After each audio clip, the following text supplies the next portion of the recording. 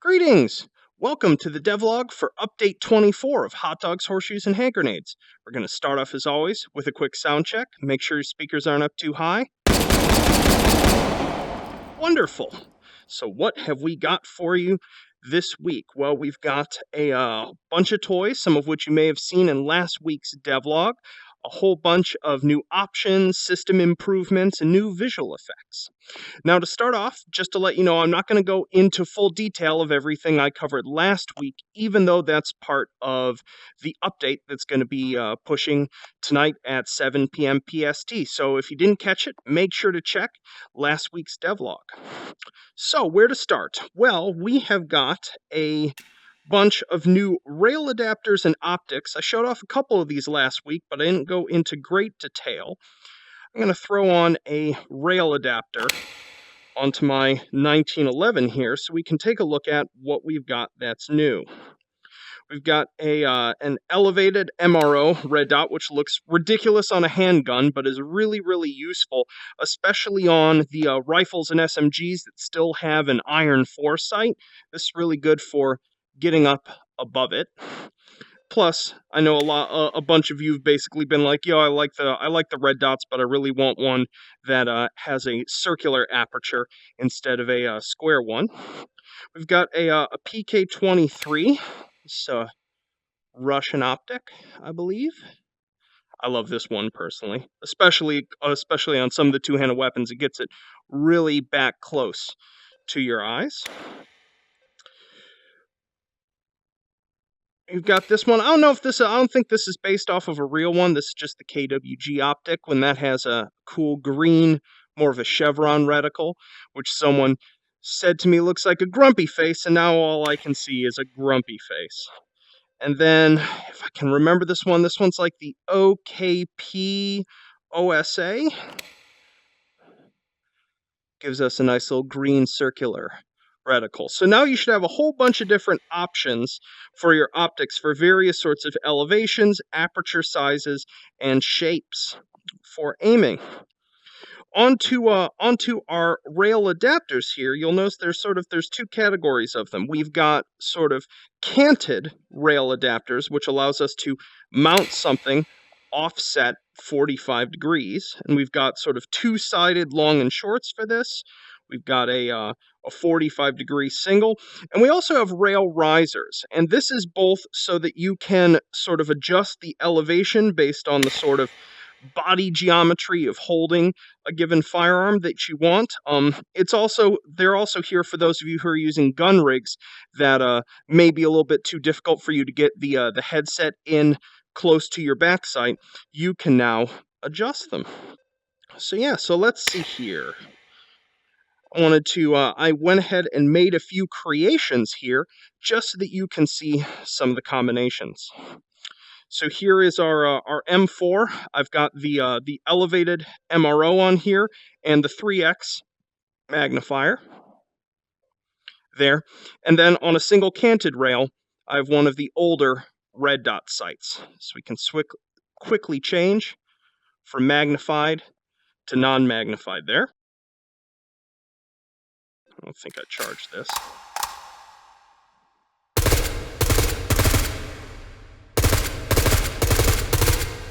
Obviously more effective if you know how to aim. All right. We've got a bison here. I wanted to do a couple that only have just a single top rail, as I think the utility of these rail attachments is really to be able to get more out of the firearms that either only have sort of one under rail or one short top rail. So here with our bison, we got our laser and our flashlight and a top sight there.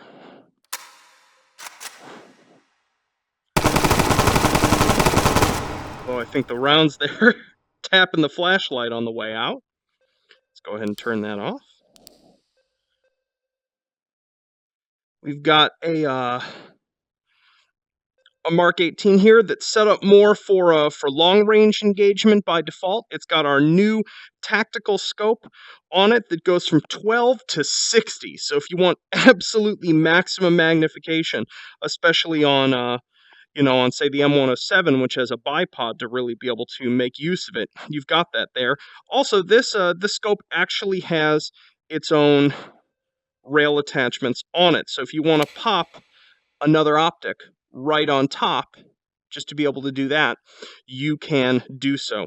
One thing I would hazard you not to do is don't put more than one magnifier on a given rifle unless you have a really, really beefy system. It has to draw the scene over again once for each eye, and that can get expensive real quick, especially on the CPU. But yeah, so I'm using a canted rail on the underside here as I just knock my guns off there, just to be able to place the flashlight a little further out to the side, and I've used 2 canted rails here so that we have backup irons. So, zoomed in, out to irons. Wonderful. And of course, just to be a goofball, I made the Gliding Eagle tactical knife here. Whoosh. Oh, seems to want to spin more than glide. So, the next thing I want to talk about is some new options that we have in our options panel here. And actually, just before getting to the options, one thing I wanted to mention is that recoil has been tweaked again. You might have noticed when I was firing this, but basically, when you're firing single-handed now, the recoil for any given firearm is going to be significantly more angular, i.e. muzzle rise, with less translational movement. But if you hold a weapon two-handed, you're going to get an effect that's significantly more translative with way less muzzle rise. We still get some muzzle rise, but as you can see, we're at 12x here, and we can still keep our eye on target. So yeah, let's see here what to cover first for the new options. So first, sort of an accessibility one here. Where did I put that? Okay, under control input options. This is experimental, and I need some feedback because I don't, even though I've got a couple of them, I don't really commonly use gun rigs. Various sorts of custom mounts that mount your Vive controllers in, but I've tried to make an option to accommodate them a bit better. So you're going to see in here, use gun rig mode. What this basically does is that it will align, it overrides the sort of pose rotation for every single firearm and aligns their forward vector with the top surface of the controller. As I notice that most people's gun rigs, they have the controllers, they're treating the top of the donut here as a flat top surface. In addition to this, when you grab the foregrip now, the gun will no longer aim and point with it. So it will always stay rotationally locked to the rig. For that reason, you probably also want to turn on our always use damped two-hand recoil option as well. And this will allow you to sort of keep all of your firearms with a consistent alignment with a gun rig. So if you use one all the time, please try this out. Let me know what you think. Next up, we have some quality settings. Finally, they're very, very coarse. I don't let you micromanage them, in part because, how to put this, most of the things that you would turn on and off in a regular screenal video game and get certain performance results aren't necessarily going to be one-to-one in VR. And so what I've tried to do is pick a bunch of tuned presets. It defaults to high, which is basically how it's been set up in H3 since the beginning. Ultra will basically just turn up shadow cascades, which will probably hit the CPU hardest. Medium starts to take off some of the posts and takes off MSAA, and then low, potato, and turbo potato are turning various things off and setting the texture resolution lower, turning off shadows, etc. So if you have a really under-spec machine and you found that there are certain scenes that you just can't play at all, but you really want to play, give one of these quality settings a shot. Just remember that because the scenes are quite different, some are large, some are small, some are more detailed, which one of these settings you can run at and keep frame rate may be different scene to scene, and there's nothing I can really do about that. So yeah, so that is our quality settings. And then lastly, we have some new locomotion options that are tied to the latest mode, which is the toggle touchpad locomotion mode for the menu button. Now, if you don't know or don't remember what this is, when we're in this mode versus any of these up here, when we click the menu button, we can basically turn the touchpad on that given controller into sort of a joypad, basically. You can steal it between controllers by hitting the menu button on any of them. So if we go over into our sliding options here, we've got 3 new options for this. So the first one is, does touchpad locomotion require a click? By default, this should be on for you because that's what the initial behavior was, which requires you to actually click down on the touchpad to move, like so. Click, click. Now, if this is set to no, it will do it just on touch, which can be a little surprising as the touchpad is a little sensitive. The second option is whether the touchpad locomotion speed is variable. Basically, if this is set to no, which was the default, along with click, when you go in a direction, it will just move you in a completely constant speed, especially if your acceleration is off. So we just jump, we're either not moving or we're moving in a direction at full speed. If you want it to be variable, what this does is 2 things. One, it gives you a dead zone. I have my thumb touching the touchpad right now, and we're not moving, and I can slowly move it in a direction to give myself a little movement, or move it to the edge to give myself full speed. Now, because of the fact that strafing movement oftentimes is most likely to make people a little bit queasy, I have made it so that the strafing speed is a little bit lower when it's in this mode. So this is sort of our maximum speed when strafing on this movement setting, and our forward-back movement is a bit faster. Note that for my comfort and, not getting sick, I have my sliding movement run speed set all the way down to 0.8 when using these modes. If you've got an iron belly, you can probably turn that up to 1.6 as your maximum speed. I'm squaring the input, so basically you get a lot more nuance at the slower speeds when using variable speed, but let me know how that works for you. And then lastly, our touchpad locomotion pointer. This currently defaults to head, i.e. forward is whatever direction I'm looking, but we can also set it to hand if you'd like. So back, forward, etc. So yeah, so give those all a shot. They've been tested a decent amount, but as I've described before, I can't handle the sliding locomotion super well, so obviously I have not been able to test it super extensively. I'm still very much a hand plus point kind of guy when it comes to the locomotion mode, along with the dash. So yeah, so that's all of the new options. We're going to go ahead and jump into the Arizona at night scene and take a look at something else. So we're over in the Arizona at night scene now, and the reason is because I wanted to show you something that I did after. It's funny, I spent some time in last week's devlog talking about the difficulty with muzzle flash, is that it should be sort of barely visible in highlight conditions, but very visible and actually kind of emissive in low light situations. And I didn't really have an easy way to deal with that. But then I struck some inspiration this week and realized that the sort of scenes in the game are typically either very dark or not. And so I added a sort of low light switch that turns all muzzle flash effects, both the sort of particle system that comes out of it, more intense, and actually uses a sort of shared light to actually get you some emissive effect around you in the scene. So I'm going to fire the 1911 here so you can see this. I'm still working on some of the flashes. That one isn't super pronounced at low light, but let's grab a Mac 11 here.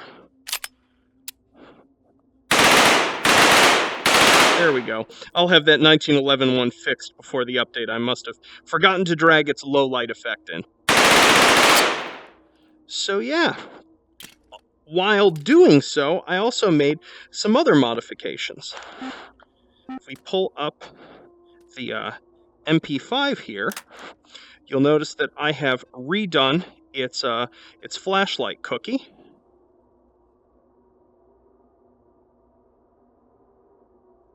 Oh, looks like the shader is broken on that. That might be vertex lit. I will have to fix that as well. So we've got a sort of more intense center and a little bit of ambient fill coming out of the flashlight. And in addition to that, actually, let's see what the muzzle effect on this looks like. So yeah, and our Flipso lighter now actually emits light. I'm going to come out over here so that we can see that better. More useful in a environment even darker than this one. Let's go ahead and come on. There we go. Shut that. And then lastly, and this is, I realized this at the last moment, that by creating this sort of shared light pooling system for the muzzle flashes, that basically always makes sure there isn't more than one sort of light active at once with a color and intensity, I was able to make some changes to our Roman candles. Come on. There we go.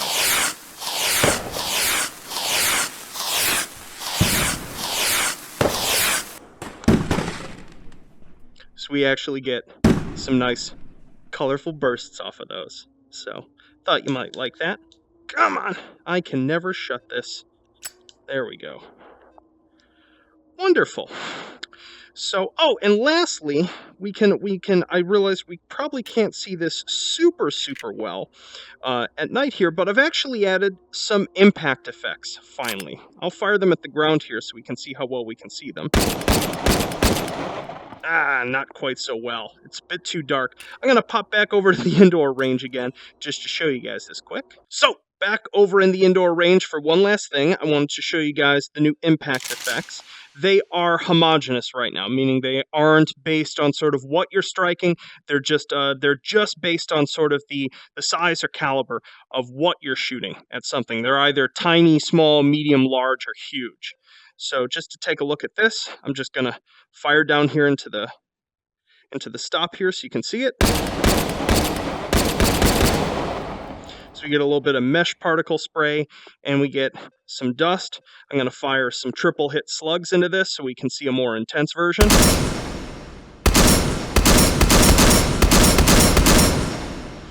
So yeah, so right now this system is still very much work in progress. Most of the difficulty for this has entirely to do with performance. Pooling visual effects systems so too many of them don't build up at once, and reusing them efficiently to avoid what's called instantiation cost. So yeah, eventually I want to actually have some different effects for wood, for plaster, etc. But for now, this should help you see a little bit better when you're actually striking things. So let me know what you think. Yo!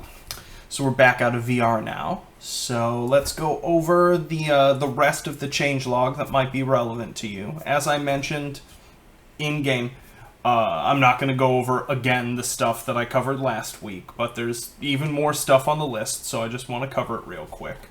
So let's see here. Hollow and red dot sights have two zeroing distances that have been added to them. There's a 15-meter distance and a 100-meter distance. For those of you who don't want to work with metric units, I don't have that toggle in yet. I started working on it, didn't get it done in time, but that'll be a next update. So you'll be able to have all of your zeroing distances in meters or yards. Let's see here. While rebuilding the flashlight effects, I just tuned some things with all of the, let's call them custom lights that can be spawned to make them a little bit more efficient, hopefully.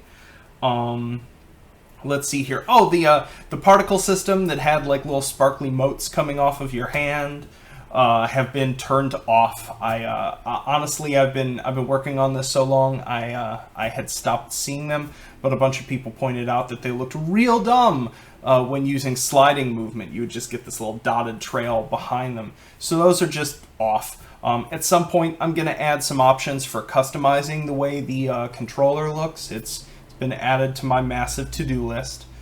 The ambient wind audio that was in the Arizona at night scene is now in the daytime scene, so it's not just, silent.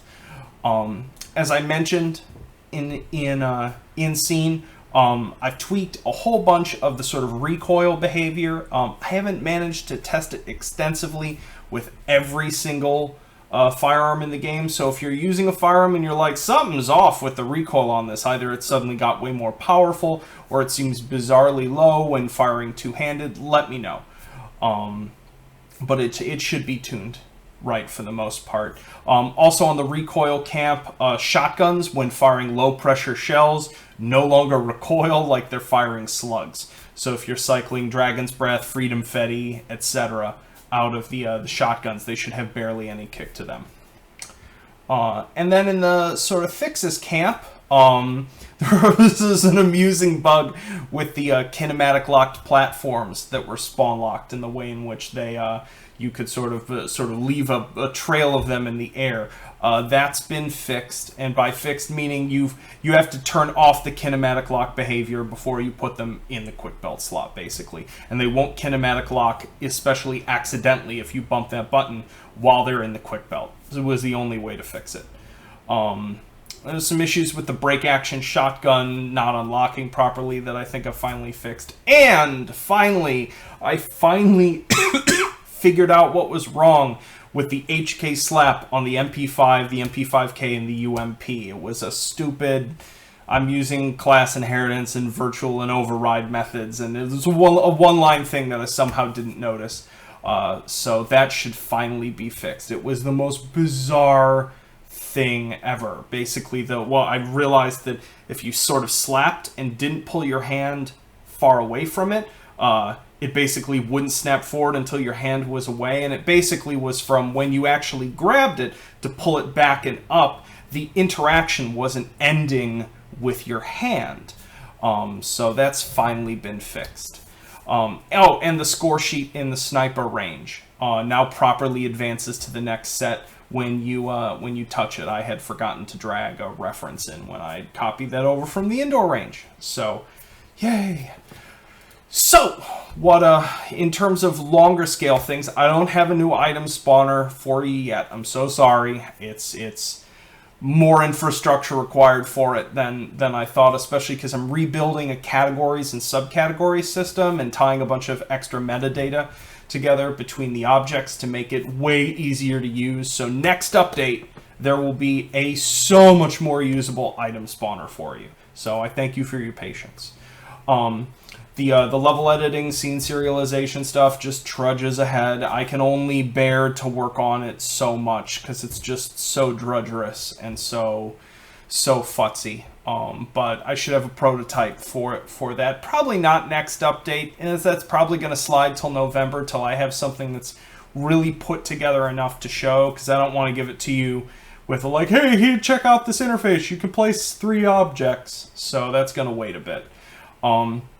And then the other thing that I'm going to be working on over this next update, aside from new content and a whole bunch of miscellaneous stuff, is tuning and maybe reorganizing the locomotion stuff. Adding the new locomotion options in sort of, it struck me just what a disaster my locomotion manager script has become, because I've just kept piling on more and more things and rerouting and reusing methods all over the place because of the way in which the sort of options that you set up sort of come together from 2 axes and merge, and it's not intuitive to set up. Those of you who've been following this project for a long time probably know how to use them well, but I can just imagine a new user opening up that locomotion panel and being like, I do not get what the hell is going on here.